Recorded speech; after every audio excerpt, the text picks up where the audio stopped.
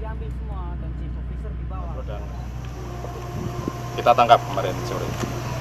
Baik Pak, dugaannya sebenarnya apa saja Pak selain illegal fishing? Kabarnya ada human trafficking, boleh dijelaskan sedikit Pak? Ya, jadi dugaannya pertama adalah illegal fishing karena mereka menangkap tanpa izin, karena mereka tidak, setelah kita cek memang tidak memiliki dokumen. Alat tangkapnya dia gillnet, ya tadi baru kita lihat bersama. Kemudian mengerjakan ABK juga, ABK Indonesia. Dia ABK-nya ada 20. Jadi 2 warga negara Ukraina, kemudian 8 Rusia, dan 20 orang Indonesia.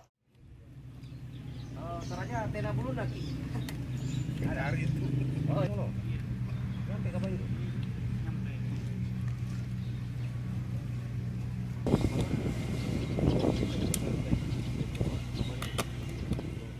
Putin,